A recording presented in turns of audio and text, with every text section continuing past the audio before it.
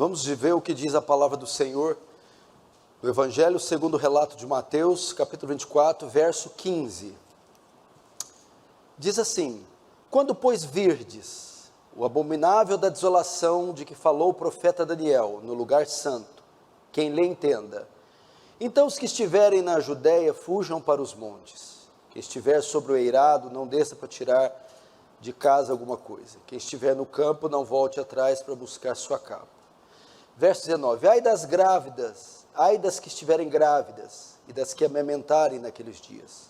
Orai para que a vossa fuga não se dê no inverno nem no sábado, porque nesse tempo haverá grande tribulação, como desde o princípio do mundo até agora não tem havido, nem haverá jamais.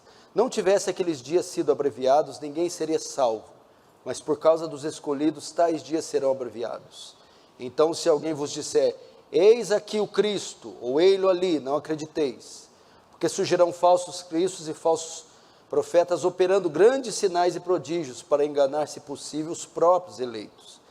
Vede que vos tenho predito. Portanto, se vos disser: eis que ele está no deserto, não saiais. Ele no interior da casa, não acrediteis, porque assim como o relâmpago sai do oriente, se mostra até no ocidente, assim há de ser a vinda do Filho do Homem. Onde estiver o cadáver, aí se juntarão os abutres. Até aí não feche a Bíblia, feche apenas os olhos. Vamos orar mais uma vez. Pai Santo, a Ti pertencem a honra, a glória e o louvor. Nenhum outro é digno da adoração e da atenção quando um culto público é realizado, senão o Senhor. Que todos aqui diminuam, que Tu cresças, que Tu seja exaltado, glorificado, que toda atenção seja dada a Ti e a mais ninguém. Que a graça do Senhor se espalhe por todo esse salão, trazendo temor, tremor e reverência diante daquele que é 3 vezes santo. Leva cativa nossas mentes e corações a Tua palavra, que o Seu reino avance, que o Senhor receba a glória para Si e nos conforme a imagem do Seu Filho, em nome de Jesus, amém. Irmãos, como eu creio ser oportuno falar desses temas nos dias que nós estamos vivendo, eu quero falar um pouco, apenas uma fração, porque o tema é muito vasto. Eu quero falar sobre o fim do mundo, o fim dos tempos. Nós sabemos que o século vai se consumar, sabemos que essa presente era vai terminar. Sabemos que, como diziam os antigos, o mundo vai acabar. E de fato, vai haver um fim.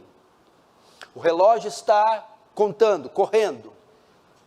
E o fim se aproxima a cada dia que passa.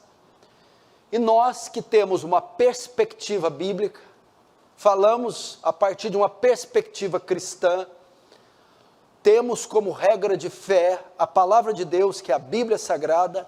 Ela menciona inúmeras vezes sobre o fim dos tempos, o retorno de Jesus, a volta de Jesus. E me parece que a nossa geração, a nossa sociedade, começa a contemplar cada vez mais os sinais deste evento gigantesco, grandioso, que marcará toda a humanidade. O fim do mundo, o fim dos tempos. E o texto que eu escolhi para falar sobre isso, dos tantos que a Bíblia tem, foi o de Mateus, o sermão de Jesus chamado sermão escatológico, o sermão que fala dos tempos e dos dias do fim. E Jesus tratou isso com os seus discípulos. Eles já conheciam as profecias de Daniel, e eles sabiam que ia haver um fim, e eles indagam, ninguém mais, ninguém menos, ninguém melhor para responder que o próprio Cristo, o próprio Messias. E eles vão perguntar: mestre, quando se sucederão essas coisas? Que sinais haverão da sua volta? Então Jesus, ele não data com precisão o tempo do fim. Muitos foram conhecidos na história por determinar, por datar o dia, a volta de Jesus, e quebraram a cara. Muitos pastores, denominações, ao longo da história da igreja, eles quiseram datar com precisão o dia exato da volta de Jesus. E a maioria deles falharam, porque Jesus ele não precisou, ele não disse a data exata. Entretanto, deixou sinais. Então ele fala isso para os discípulos, ele responde dizendo, a volta, ninguém sabe, mas eu deixo aqui uns sinais. E quando vocês notarem o acontecimento, o cumprimento destes sinais, então vocês saberiam que o fim está próximo. E eu quero falar um pouco com vocês. Dentro dos sinais, para vocês saberem um pouco sobre escatologia, escatologia é a doutrina que estuda o fim dos tempos. Na escatologia há duas categorias de sinais da volta de Jesus. A primeira categoria são os sinais de certeza. Segunda categoria, os sinais de proximidade, de iminência. Primeira categoria de sinais mostraria a certeza que Jesus viria. Quando víssemos esses sinais, teríamos certeza que aquilo que ele falou sobre a sua volta, sobre o fim do mundo, aconteceria. Temos certeza que o mundo vai acabar, que o fim vai chegar, que Cristo retornará. É o que ele tratou nos versículos anteriores aos que eu li. Dos versos 1 ao 14, Jesus está tratando do fim dos tempos. Ele está dando alguns sinais, só que ele dá os sinais de certeza. Quais são esses? É os que nós estamos vendo ao longo dos séculos. Nação se voltando contra nação, reino contra reino, terremotos, pestes, fomes, multiplicar-se do engano religioso. Então esses sinais são sinais de certeza. Então quando nós vemos a pandemia do coronavírus, é um sinal do fim? É um sinal do fim. Que sinal é esse? Pestilências. O fim seria marcado por um período de intensas e sucessivas pestes, pragas, epidemias. O fim seria marcado por abalos sísmicos na terra. Haveria uma quantidade de terremotos em intensidade muito grande, porque ele falaria de terremoto. A terra seria assolada também por fomes. Hoje, quase 1 bilhão de pessoas no mundo passa fome. E isso por causa de inflação, governos totalitários, aquecimentos globais, tragédias na natureza, fome. Fala também de nação contra nação, reino contra reino, conflitos armados, conflitos militares, guerras civis, guerras de toda sorte, são sinais também. E, como eu disse, epidemias. Só que quando nós vemos esses sinais, vimos maremotos, vimos o tsunami que teve há alguns anos atrás, e tantas coisas acontecendo na sociedade, muitos olham para isso e dizem, pronto, Jesus está voltando. Não necessariamente estes sinais significam que está próximo. Esses sinais estão na primeira categoria, são sinais de certeza. A pandemia do coronavírus, os furacões, essas coisas todas, mostram para nós, é certo que ele virá, que o que ele falou é verdade, que o que ele falou está se cumprindo, ele vai voltar, fato. Agora, do verso 15 em diante, que é o tema que eu li, que eu quero tratar, Jesus vai tratar da segunda categoria de sinais. Não mais a de sinais de certeza, mas os sinais que quando víssemos, que quando acontecesse, aí significaria que a volta dele está próxima, bem perto, muito perto. Quais são as categorias, quais são os sinais de proximidade, de iminência? Está muito próximo. São pelo menos 2 sinais. Paulo vai dizer ele na segunda carta aos Tessalonicenses. Os Tessalonicenses estavam aflitos, pensando que Jesus já havia voltado. Estava circulando uma carta em Tessalônica e algumas profecias dizendo que Jesus voltou, e os crentes de Tessalônica não viram, ficaram lá esquecidos e não contemplaram a volta de Jesus. Paulo vai corrigir esse engano, escrevendo a sua epístola, as suas 2 epístolas aos Tessalonicenses. E boa parte da epístola ele trata da volta de Jesus. Aí Paulo vai dizer o quê? Ninguém se engane. Isso não acontecerá antes que... Isso não acontecerá o quê? O que não acontecerá? A volta de Jesus não pode acontecer antes que 2 sinais vão preceder ela. Aí Paulo vai dar os 2. Antes que venha a apostasia e se manifeste o homem do pecado.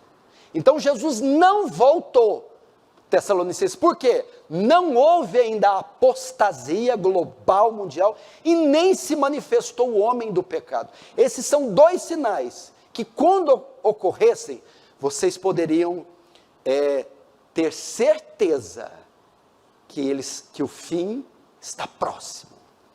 Que sinais são esses? E aqui Jesus vai tratar dos 2, mas vai dar mais ênfase em um: a manifestação do homem do pecado. O que é isso? O maior sinal da volta de Jesus, o sinal que quando víssemos, estaria evidente que a volta está muito perto, seria a ascensão, o aparecimento do anticristo, a ascensão de um homem, de um líder político, militar e religioso, que governaria o mundo, governaria a terra, governaria de forma global, mundo todo, que se opusesse a Deus e aos princípios cristãos. Quando este homem, que é o sinal de iminência, aparecer no cenário mundial, então nós teríamos certeza, estaríamos certos que o fim está bem perto. E é o que Jesus vai tratar aqui. Ele vai começar a falar a segunda categoria de sinais, verso 15: quando pois virdes o abominável da desolação, que falou o profeta Daniel, quem lê entenda, até aí. Quando virdes o abominável da desolação, de que falou o profeta Daniel. Bom, Daniel, caso você não saiba, é o Apocalipse do Antigo Testamento. Se você quer saber se houve o Apocalipse no Antigo Testamento, é o profeta Daniel. Daniel também profetizou, através das suas 70 semanas, o fim. Profetizou períodos que dariam até o tempo de Jesus. Mas também viu o fim do fim. Ele profetizou também o final e a consumação de todos os séculos. O tempo do fim, o fim do mundo. E Daniel, ele faz uma profecia dizendo que quando vocês vissem isso, saberiam que o fim está próximo. Qual é? Quando vocês verem o abominável da desolação no lugar santo, opa, está próximo o fim. O que seria o abominável da desolação no lugar santo? Lugar santo aqui fala do templo, o famoso templo de Jerusalém, o de Salomão, que foi destruído, reconstruído pelos os judeus que voltaram do cativeiro e agora restabelecido por Herodes. Quando vocês vissem algo abominável dentro do templo que é sagrado, vocês saberiam que o fim está próximo. E como essa profecia pode ser vista? Pelo menos de 3 formas. Primeiro, ela se cumpriu quando Antíoco Epifânio, no século II antes de Cristo, invade Jerusalém, toma o templo, ele ergue um altar lá e profana o templo, oferecendo vísceras de porcos. O porco é um animal imundo, impuro para o judeu. Então Antíoco Epifânio entra no templo e profana. Quando vê o abominável da desolação, ou quando virdes algo profano dentro do templo, vocês saberiam que que o tempo está fim. Então se cumpriu primeiramente no século II a.C., quando esse rei entra e profana o templo oferecendo porcos. Segundo se cumpre quando o general Tito invade Jerusalém, no ano 70 depois de Cristo, e destrói a cidade e o templo. Mas Daniel vê mais adiante o cumprimento dessa profecia na terceira fase, na fase final. Quando vocês virem algo abominável dentro do templo, vocês vão saber que é o fim. O que é algo abominável? O templo foi destruído no ano 70, nunca mais vai ser reconstruído. Lá em 2 Tessalonicenses, Paulo diz que vai se levantar o filho da perdição, de modo que ele vai se assentar no templo, reivindicando, arrogando ser o próprio Deus. Como é que ele vai sentar no templo, se o templo está destruído? Aí é que entra a escatologia dispensacionalista. A nossa escatologia é amilenista, depois eu te explico o que se trata. Ela entende o quê? Que o terceiro templo, que o templo vai ser reconstruído lá em Jerusalém. Por isso aquele conflito entre judeus e palestinos, árabes, o tempo todo, por aquele pedaço de terra para ser reconstruído. Então o anticristo se ergue, se levanta no poder, invade Jerusalém, toma o templo e vai fazer a adoração, capital da adoração mundial a partir dali. O que Paulo quer dizer então? Pastor, se Antíoco Epifânio entrou no templo, Tito destruiu o templo, por que então a última profanação não vai ser no templo? Presta atenção. Quando o templo é destruído no ano 70, ali Jesus está pondo fim na ordem levítica, na ordem sacerdotal, na ordem cerimonial. Acabou rituais, acabou o judaísmo, acabou a guarda de dias, dieta de alimentos, acabou o sacrifício animal, tudo foi cumprido em Cristo, acabou. Agora se instaura uma nova etapa. A igreja do Antigo Testamento passa o bastão para a igreja do Novo. A igreja do Antigo, formada só de judeus. A igreja do Novo, judeus e gentios se unem. Agora é o tempo da igreja.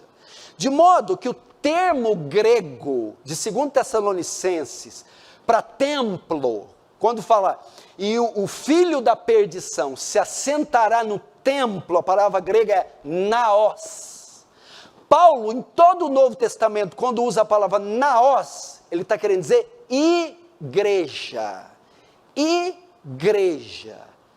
Então, qual é o maior sinal da volta de Jesus? É quando o anticristo aparecer, se erguer, tomar o poder, e quando ele tomar o poder da igreja, quando ele liderar a igreja, quando ele se disser Senhor da igreja, quando a maioria dos cristãos do mundo todo, os cristãos falsos, os cristãos apóstatas, darem a ele adoração, reconhecerem ele como um representante de Deus, então, esse é o maior sinal. Quando virdes o abominável da desolação, o anticristo no lugar santo, tomando o controle da igreja de Cristo, assumindo a liderança. Você acha que se o anticristo se erguer hoje, ele vai ter alguma dificuldade de liderar essa massa de crentes ignorantes, apóstatas, vulgares, que estão espalhados em todo o mundo? Esse é o maior sinal, a ascensão de um governo mundial, de um líder mundial, com poderes políticos, militares e religiosos, que vai governar o mundo com tamanho inteligência, poder, controle mundial, controles plenos. E pior, quando ele dominar, controlar, governar o mundo inteiro, vai se declarar Deus, e vai exigir adoração a si próprio. Mas é falso, é anticristo. O que é anticristo? Anticristo significa duas coisas. Anti é, primeiro, no lugar de Cristo. Vai se assentar no lugar de Cristo, querer ser Cristo, tomar o lugar de Cristo. E anticristo é contra Cristo. A Bíblia será um livro proibido na época do anticristo. A menção ao verdadeiro Cristo será proibida. A adoração ao verdadeiro Deus, ao verdadeiro Cristo, será proibida, serão proibidas. Porque ele é contra Cristo, contra Deus, anti-igreja, anticristão, anti tudo que se parece com Deus. Quando virdes isso, veja só, quando virdes isso, o que ele diz? Quando virdes, o verso 15, quando pois virdes o abominável da desolação que falou o profeta Daniel no lugar santo, o anticristo tomando o poder da igreja. Quem lê entenda, verso 16, então os que estiverem na Judeia, fujam para os montes. Quem estiver sobre o eirado, não desça para tirar de casa alguma coisa. E quem estiver no campo, não volte atrás para buscar sua capa. Esse texto se aplica tanto para a época de Jesus, o ano 70, como também, se tratando de uma mini escatologia, também ele se aplica para os nossos dias. Quando ele fala aqui, ele está dirigindo essa palavra para judeus, que diz que Jerusalém seria sitiada, cercada, e haveria guerra e uma chacina contra os judeus. E este seria o sinal para eles, que a perseguição viria. Então, Jesus diz para eles, fujam, se protejam, porque essas coisas seriam sinais que uma intensa perseguição viria contra vocês. Para nós, e de fato houve, o historiador Eusébio diz que esses judeus se refugiaram na Pérea, quando houve essa chacina em Jerusalém. Para nós, quando a igreja que estiver viva aqui, neste tempo, ver que um líder mundial se colocou no poder, e declarou guerra contra Deus, a igreja, nós saberemos, epa, este é o anticristo. Epa, é o fim chegou. Então qual a posição? Se preparem. São termos, quando ele usa assim, ó, quem estiver na Judeia, fuja para o monte, quem estiver sobre eirado, não desça, quem estiver no campo, não volte atrás. Se preparem. Igreja, se prepare para o fim. Cristãos, se preparem. Estes sinais servem para quê? Para que servem? Quando você está indo para uma viagem na rodovia, para que as placas servem? Advertência. As placas estão te conduzindo para você fazer uma viagem segura. Reduz a velocidade, passagem de nível sem barreira, curva acentuada à direita. Sinais para você se preparar. Estes sinais não estão aí para matar nossa curiosidade. Jesus não escreveu, Daniel 7 não está aqui, Mateus 24, nem Apocalipse todo, para matar nossa curiosidade. É para que ao vermos os sinais, nos preparemos. No final do sermão, Jesus nos diz assim, olhai para a figueira, quando os seus ramos estão tenros, sabei que é chegado o verão. O que é isso? Quando uma estação muda, chuva, seca, inverno, verão, frio, há um prenúncio. Jesus está dizendo, antes que o verão venha, há um prenúncio. A figueira começa a brotar os seus ramos, anunciando uma estação. Então, quando você olha para a figueira, ela é um termômetro. Quando ela brota, opa, a estação está vindo, mas ainda não veio. Aí o que eu faço? Me preparo para a chegada da estação. Não é isso? Está vendo? Inverno. Eu vi sinais. Eu vou comprar agasalho. Se eu morar, dependendo do país, comprar lenha. Eu vou estocar comida. Eu vou fazer... antes que aquele período chega. Jesus a mesma coisa. Quando virdes a figueira, sabe o que é a figueira? Não é Israel, não. A figueira é tudo que ele falou anteriormente. Todos os sinais.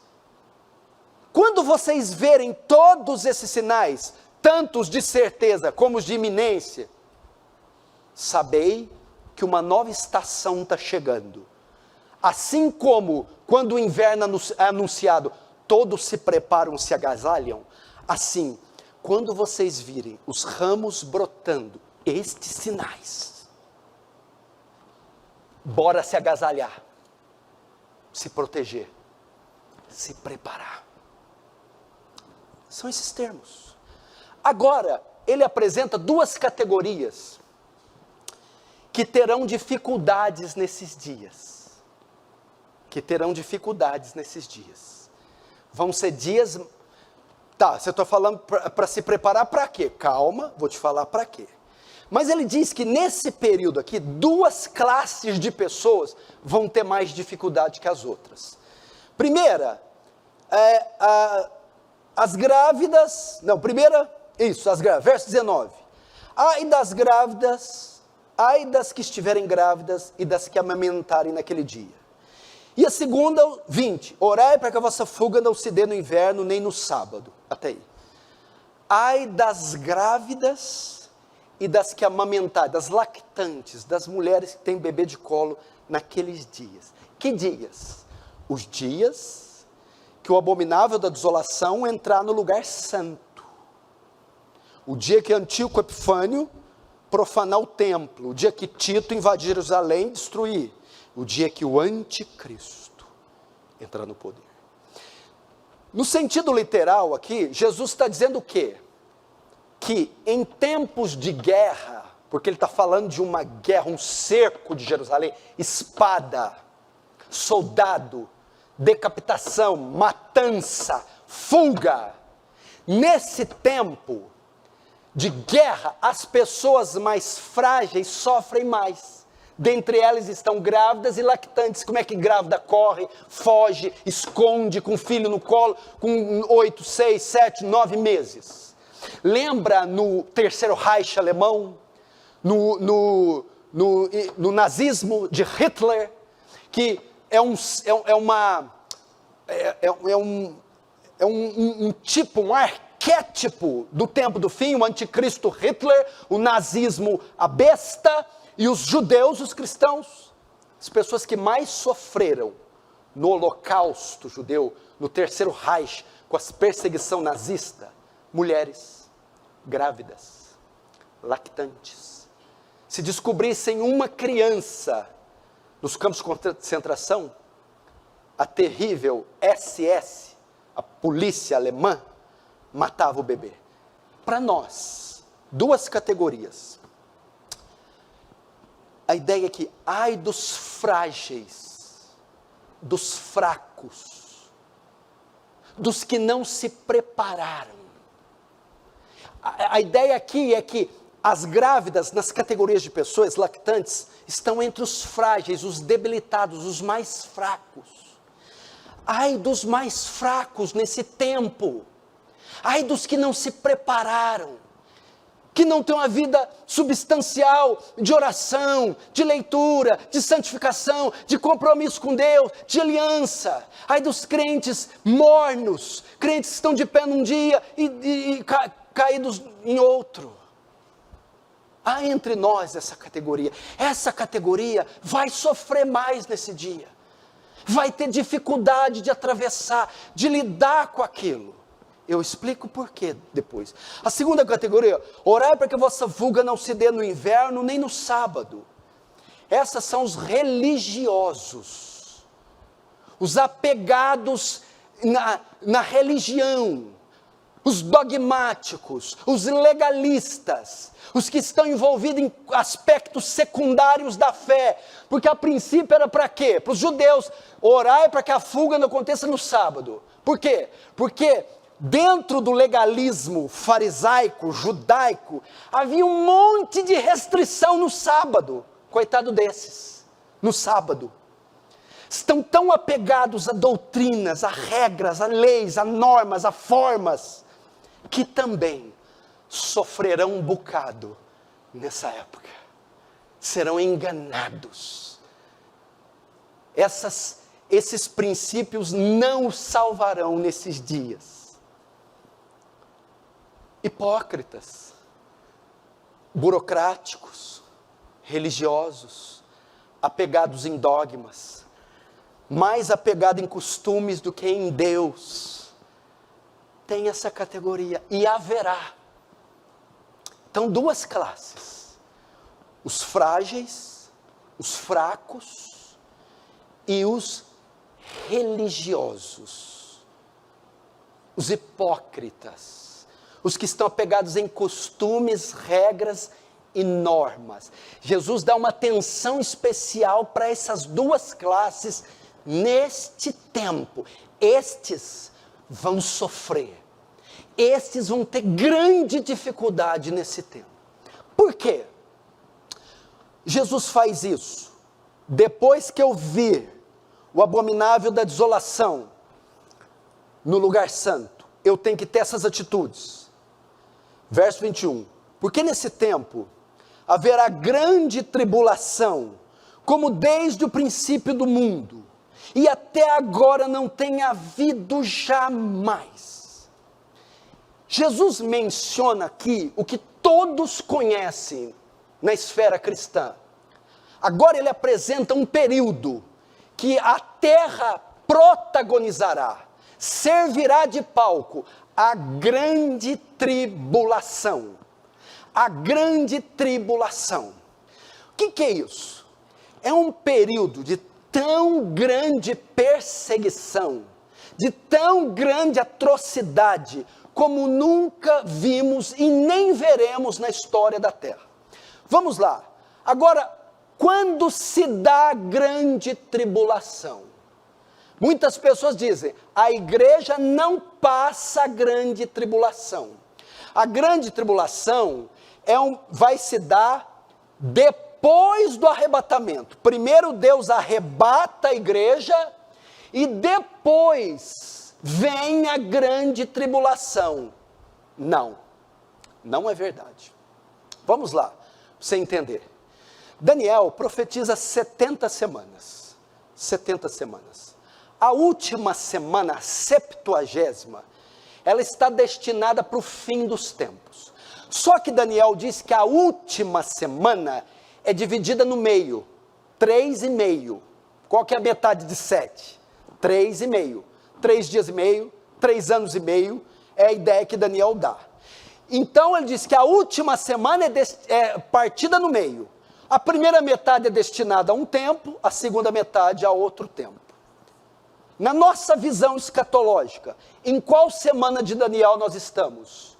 Nós estamos exatamente neste dia agora, 10 de julho de 2021, na 70ª semana de Daniel, na última.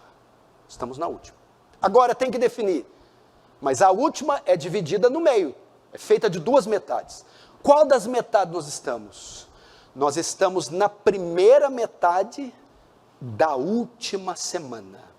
É o chamado período do milênio, destinado à igreja. Não é milênio literal, não é 1000 anos literal, porque o Apocalipse é alegórico. Não se interpreta o Apocalipse de forma literal, é alegórica. Então nós estamos na última semana, na primeira metade, no milênio. Para que serve o milênio? O milênio é destinado ao avanço do reino, à expansão da igreja, à pregação do evangelho, atravessando fronteiras, missões transculturais, é o avanço do reino. A última metade, então nós estamos no fim. Agora a última metade da última semana é o fim do fim. É destinado para quê? É o período do anticristo. ele aparece na última metade da última semana, e é ele quem promove a grande tribulação. Tribulação não é a ira de Deus, tribulação não é sofrimento por mundo, a palavra tribulação quer dizer provação. Ímpio não é provado, pagão não é provado. A grande tribulação é um período, presta atenção, destinado para que o anticristo apareça, abominação da desolação, entre no lugar santo, tome o poder político, militar e religioso.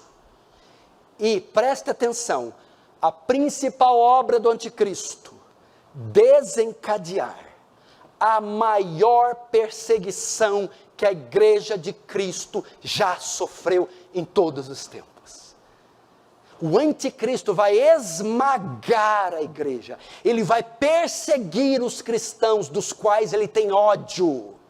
Como eu disse, ele vai odiar Cristo, vai odiar o livro de Cristo, a Bíblia, vai odiar a casa de Cristo, a igreja, vai odiar o Pai de Cristo, Deus, e necessariamente vai odiar os filhos de Cristo, eu e você. Então, é um período, por isso que ele diz, fujam, ai das grávidas, ai, orai para que não seja no sábado, nem no inverno. Por quê? Porque vai ocorrer uma perseguição tão forte, que Jesus com esses termos está dizendo, estejam preparados. É nesse momento que acontece os milagres satânicos, a marca da besta, o 666, a imagem da besta que fala e que faz sinais. O culto a Satanás vai ser promovido na terra, o culto ao diabo vai ser um momento de terrível escuridão nesse mundo todo. Qual que é a palavra para nós? Está no telhado? Não desça. Está no monte? Não volte. Ai das grávidas. Então, primeiro, se preparem. Estejam alertas. Quando virdes, se preparem. Segundo, ai dos mundanos, dos carnais, e ai dos religiosos, terão uma dificuldade maior. Pastor, eu não concordo com a visão que a igreja estará aqui. A igreja é arrebatada primeiro, foi assim que eu aprendi desde criança. Eu aprendi desde criança que tinha que rezar para Maria. Eu aprendi desde criança que tinha que rezar para o santo. Eu aprendi desde criança que não podia deixar chinelo virado, que podia jogar bula galho na quaresma, que não podia andar de costa. E eu vi que era tudo errado que eu aprendi. A escatologia brasileira, na sua maioria, está equivocada. Ela tem 70 anos de vida. Nunca na história da igreja, que tem 2000 anos, se creu que a igreja não passaria a grande tribulação. Isso é uma coisa novinha agora. Você quer ver a prova que a igreja passa? Primeiro, quando virdes. Quando virdes? O Senhor está falando que nós vamos ver? Quando virdes, o abominável da desolação no lugar santo. Quando virdes o anticristo dominar a igreja. Então, se eu vou ver, eu vou estar aqui. Se a grande tribulação não fosse para a igreja não veria o anticristo. Quando virdes, ele está dizendo para a igreja, que a igreja vai ver. Se a igreja vai ver, ela estará aqui. Segundo, quando virdes, significa que o anticristo, algumas interpretações que pensam que o anticristo é só um sistema, não é uma pessoa. Aqui não. Quando virdes, vai vê-lo como pessoa. Porque Paulo diz que ele é o filho da perdição. Fala de um homem, de uma pessoa. Então o que tira a ideia que é só um sistema, é um sistema, mas tem um cabeça que governa o sistema. O sistema era o Terceiro Reich, o nazismo, cabeça do sistema Hitler. O sistema era a Babilônia, o cabeça do sistema Nabucodonosor. O sistema é o Império Romano, o cabeça do sistema Nero, César. Então isso aqui aponta para isso. Veremos, porque a igreja estará aqui. Segundo, ele é um homem, E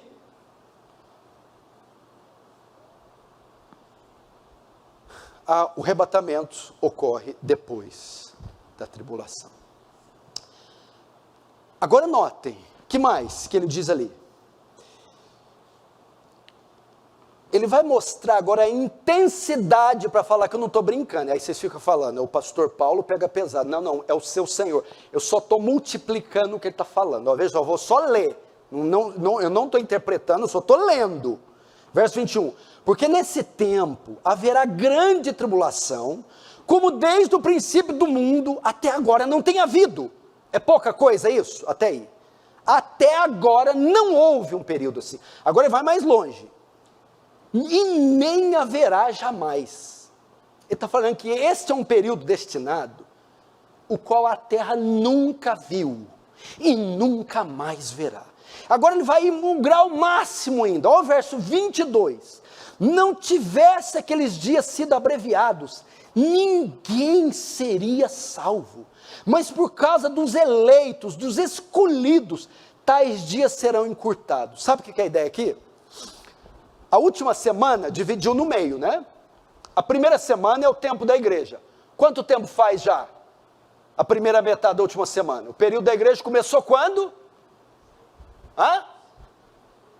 Com a primeira vinda. Quanto tempo faz Jesus veio a primeira vez? 2000 anos. A primeira metade durou 2000 anos. Já pensou se a segunda metade, o tempo do anticristo, durar mais 2000? 2000 anos de anticristo. Aí o que Jesus disse? Se aqueles dias não fossem diminuídos, que dias? A última metade da última semana, a grande tribulação, o período do anticristo, a perseguição da igreja, vai ser tão intensa,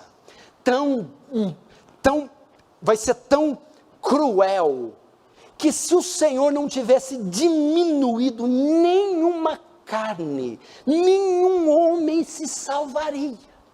Mas por causa dos escolhidos, que escolhido? A igreja não vai estar aqui, não dizem os especialistas. Mas por causa que a igreja estará aqui, por causa dela, eu encurtei esses dias. Como você consegue interpretar esses dias aí? Eu gosto muito da Segunda Guerra, eu gosto muito dos mártires do Coliseu, e pensa, eu já vi cada coisa contra a igreja, tão feroz, tão cruel, mas isso aqui vai fazer Hitler ser uma criancinha. O anticristo será tomado de uma fúria insana contra a igreja. Esse é o período destinado para ele. Aí Jesus fala o que para nós? Prepara-se. Eu falo isso com a minha esposa direto. Bem, e aí? Se chutarem o portão agora, os vermelhos, e tomarem nossas crianças, elas foram treinadas o suficiente para não negarem a Cristo, como as crianças eram tomadas das mães alemãs no Terceiro Reich? Pai, você está treinando o seu filho e sua filha, de modo que se um governo anti-Deus dominar o poder e quiser ditar a forma como você educa seus filhos, até mais, tomar os seus filhos de você, seus filhos estão prontos para ir com Jesus até a morte e não negá-lo? É isso que quer dizer, prepare-se. Esposas, maridos, suas mulheres estão preparadas para não negarem a Cristo, para se manterem firmes e fiéis até o fim? Isso quer dizer, se preparem. E é lógico, por fim, vocês, maridos, homens, pais, estão preparados para perderem tudo, direitos, empregos, dignidade, liberdade e até a vida, e não negarem a Cristo? Isso aqui que eu estou falando que é verdade, não é o que você está ouvindo aí, é glória a Deus, é aleluia, hoje é dia de milagre, da bênção, conversa fiada. E ele está dizendo, quando virdes, preparem-se. Prepare-se. Daniel, o Apocalipse do Antigo Testamento aconteceu em Daniel. O anticristo invade Jerusalém, o que ele faz? Toma as crianças das mães, leva Daniel, Sadraque, Mesaque e Abednego. Tinham 12 anos.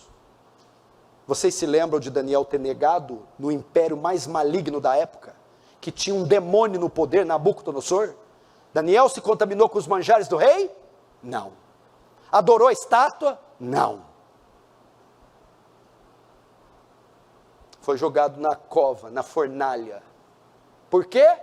A doutrinação que recebeu dos pais foi tão forte que esses meninos estavam preparados para ir para a fornalha, para a cova dos leões, para sei lá o quê.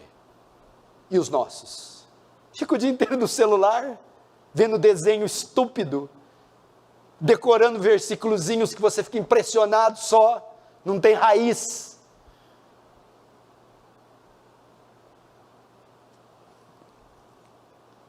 Nós temos que ensinar isso, gente. E outra, vou te falar mais, sabe qual o século que mais morreu cristãos, que mais teve mártires? O 20 e o 21. Tem gente sendo executada aí hoje no mundo, por ser cristão. Você tem que louvar a Deus por morar num país livre, que pode professar sua fé livremente. Tem igreja em cada esquina, você ora, lê Bíblia, tudo quanto é tradução, a hora que você quiser. Talvez é por isso que somos tão fracos. Por causa dos escolhidos. Agora, Jesus vai falar um pouco da apostasia, que é o segundo sinal de iminência, de proximidade. Verso 23. Então, se alguém vos disser, eis o Cristo aqui, eis aqui o Cristo, ou ele ali, não acrediteis. Por quê, Jesus? Porque nesse tempo, que tempo? O fim, surgirão falsos cristos e falsos profetas. Olha o que os profetas vão fazer, você que gosta de milagre, ó, operando grandes sinais e prodígios para enganar, se possível, os próprios eleitos. Para vocês que gostam de milagre, aqui ó, o que Jesus está dizendo? Que este fim, a segunda categoria de sinais, que fala de sinais de proximidade, diz que o mundo seria marcado por uma explosão de engano religioso, falsos profetas, mentirosos, heresias. Quando fala apostasia, você pensa no fechamento de um monte de igreja. Apostasia, as igrejas tudo fechando. Não, apostasia é a igreja abrindo, mas falsa. É mais ou menos assim, ó. Vamos entender que o abutre, o urubu é o anticristo, ok? Aonde que o urubu desce? Terreno limpo? Com pinho-sol, cheirosinho? Aonde que o urubu desce? Fala para mim. Na carniça. Para o anticristo vir, o campo, o cenário tem que estar como uma carniça. Ou seja, a apostasia é o terreno fedorento, pútrido, onde o anticristo virá, descerá. Então precisa do terreno primeiro, ou seja, o urubu não desce no terreno limpo, precisa ter um terreno, corpos em decomposição para ele descer. O anticristo, para vir no poder, o terreno, o que é isso? Engano, porque ele não pode vir no poder com tanta gente crendo na verdade, concorda? Porque ele é o rei da mentira. A mentira tem que estar instalada mundialmente, o engano religioso, para então ele vir. É o que Jesus está dizendo. Eis Cristo ali, não acrediteis, porque surgirão falsos cristos, falsos profetas, que farão prodígios para enganar. Olha, aqui também fala da intensidade do milagre. Se possível, até os escolhidos, o povo de Deus. Vai cair o queijo. Até o povo de Deus vai ficar impressionado com os sinais, a retórica, a oratória desses lobos. Se até o povo de Deus vai balançar, imagina os pagãos, quando virem as retóricas, os discursos, os milagres. Vai ser um tempo assim. Grandes sinais e prodígios para enganar, se possível, os próprios eleitos. Agora 25. Ele vai falar a forma da volta de Jesus. Esse é o maior sinal do fim. O terceiro e último maior, a vinda de Jesus. Verso 25. Vede que vos tenho predito. Portanto, se vos disserem, eis que ele está no deserto, não saias. Ou ele no interior da casa, não acrediteis. Porque assim como o relâmpago sai do oriente e se mostra até o ocidente, assim será a vinda do Filho do Homem. E onde tiver o cadáver, aí se juntarão os abutres. A ideia aqui é que eles vão declarar que o anticristo é Cristo. Ou vão dizer que Cristo já retornou. Cristo vai corrigir. Não acredite nessas falsas aparições de Messias. Lembra do Henri Cristo? Meu pai achava que era, e tinha gente que seguia. Você vê, né? Tem bobo para tudo nessa terra. Não acredite nessas falsas aparições, nesses falsos apóstolos, falsos messias, porque o Messias verdadeiro, quando vir, a terra vai parar. Vai ser como um relâmpago no ocidente, do ocidente e oriente. O que é isso? Todo mundo vê, quem está perto, quem está longe, de noite, de dia, todo mundo vê, todo olho verá. Será uma volta que simultaneamente todos verão. E quando ele usa o termo, onde estiver o cadáver se juntarão os abutres, significa que os abutres conseguem enxergar um cadáver de longe. Então, tantos de longe quantos de perto contemplarão a volta de Jesus. Não se engane. Tem alguém falando que ele está aí? Que ele apareceu? Que ele se manifestou? O próprio anticristo vai dizer, não. Então, veja só, e agora ele vai mostrar vai falar um pouco aqui da tribulação, do arrebatamento e da volta de Jesus. Vai confirmar o que eu falei, que o arrebatamento é depois da grande tribulação, a igreja passa a grande tribulação e Cristo volta depois. Outra coisa, não existe arrebatamento e volta, é um ato único. Jesus arrebata a igreja no mesmo momento que ele volta. Ok, o arrebatamento não é secreto, porque ele é junto com a volta, e ele é depois da tribulação. O dispensacionalismo não, o arrebatamento secreto, arrebata a igreja, antes da tribulação, aí vem o anticristo, e a grande tribulação. No final da grande tribulação, aí Jesus volta, já arrebatou a igreja, volta, e destrói o anticristo. Não. Quer ver como? Eu não preciso interpretar, só ler, verso 29. Logo em seguida a tribulação, então está falando do evento, em seguida, depois da tribulação, o que acontece? O sol escurecerá, a lua não dará sua claridade, as estrelas cairão do firmamento, e os poderes do céu serão abalados. Então, o que acontece depois da tribulação? Aparecerá no céu o sinal do Filho do Homem, e todos os povos da terra se lamentarão, e verão o Filho do Homem vindo sobre as nuvens do céu, com poder e muita glória. Então, até aqui todo mundo acredita, que Jesus vai voltar, vai.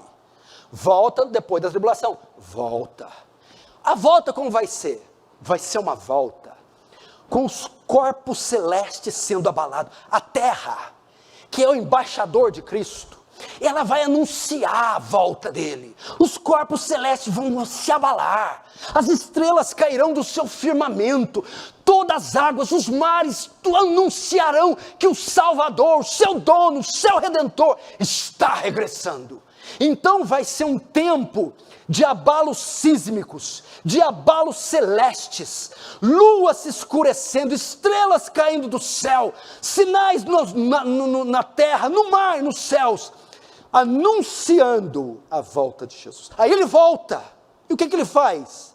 31, e ele enviará os seus anjos com grande clangor de trombeta, os quais reunirão os seus escolhidos quatro ventos. O que é isso?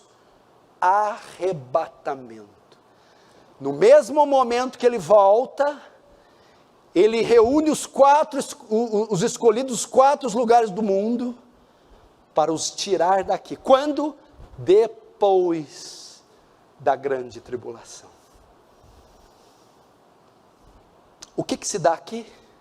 O fim do fim. Jesus volta. A salvação da igreja perseguida qual é? Duas coisas: martírio e o rapto, o arrebatamento. Jesus volta. Nessa hora ele ressuscita os que morreram em Cristo, primeiro, e depois transforma os que estão vivos, os arrebatando para encontrar com ele nos ares. Mortos e vivos, transformados, encontrando com Cristo na sua segunda vinda.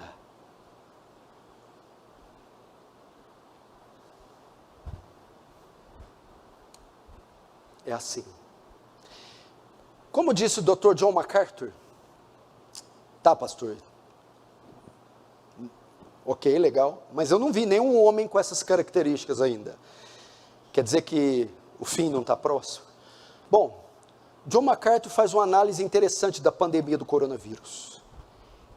Nós nunca tivemos uma doença, uma enfermidade, por mais que já tivéssemos na história, peste negra, gripe espanhola, essas coisas, mas nunca tivemos uma em escala mundial, uma pandemia, um vírus, uma doença que parou o mundo. Logo ela fez com que a solução fosse também mundial, tivesse que ter uma inteligência mundial e uma liderança mundial. Então é um cenário muito propício para um governo mundial, leis mundiais, soluções mundiais e quem sabe um líder mundial. E agora eu quero encerrar com isso aqui, verso 32. Aprendei, pois, a parábola da figueira, quando já os seus ramos se renovam e as folhas brotam. Sabei que está próximo o verão. Assim também vós, quando virdes todas essas coisas, sabei que está próximo às portas. 34. Em verdade vos digo, que não passará essa geração, sem que tudo isso aconteça. Passará o céu e a terra, porém minhas palavras não passarão. Jesus conclui dizendo o quê? Fiquem alertas. Quando virem todas essas coisas, sabei que o fim se aproxima. Ô igreja, é tempo de sermos igreja. É tempo de renunciar ao mundo, às vaidades, aos pecados. É tempo de gastarmos mais tempo com oração, com a palavra. Abandonar os pecadinhos de estimação. É tempo de sair para pregar o evangelho com tanta gente morrendo sem Jesus. É tempo de sermos sal da terra e luz do mundo. Quanta coisa para fazer.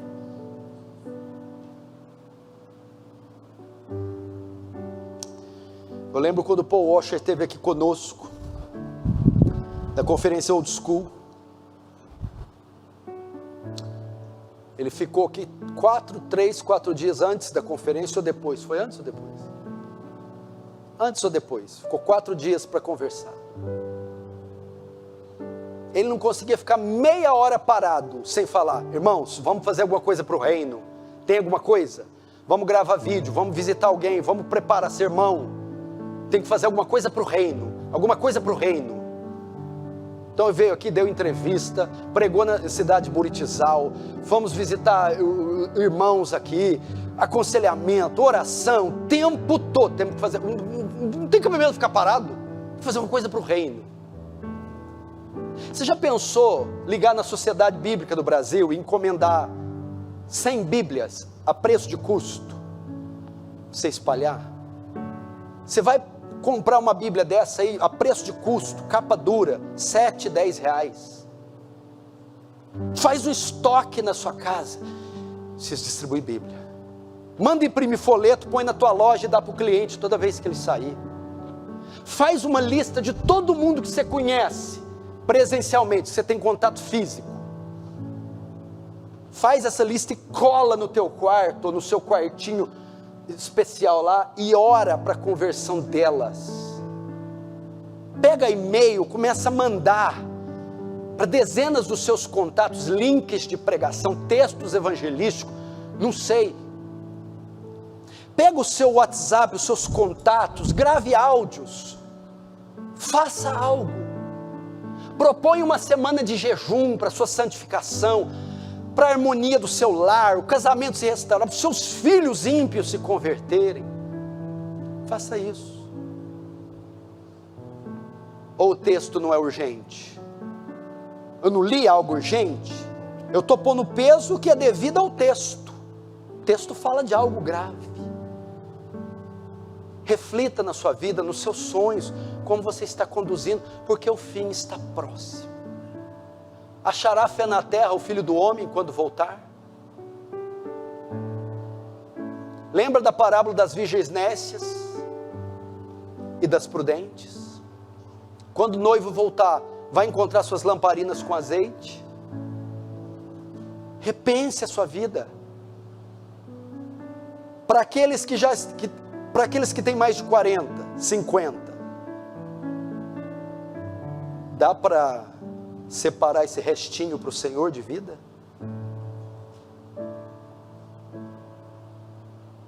Faz isso. Abandone os ídolos, os pecados. Na vertical, conhecê-lo. Na horizontal, fazê-lo conhecido. Que a sua vida consista nisso: conhecê-lo e fazê-lo conhecido. Vamos fechar os olhos. Como é que está a tua vida? Apresenta ela diante de Deus. O que você tem feito da sua vida?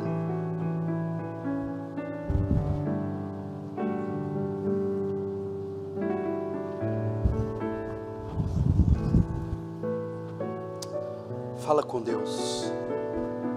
Deus está dirigindo para confessar seus pecados. Confesse. Deus está te chamando para uma vida nova com Ele. Venha. Deus está te incomodando para ir atrás de algumas almas. Vá. O que o Espírito Santo está falando ao seu coração? Ore. Ore.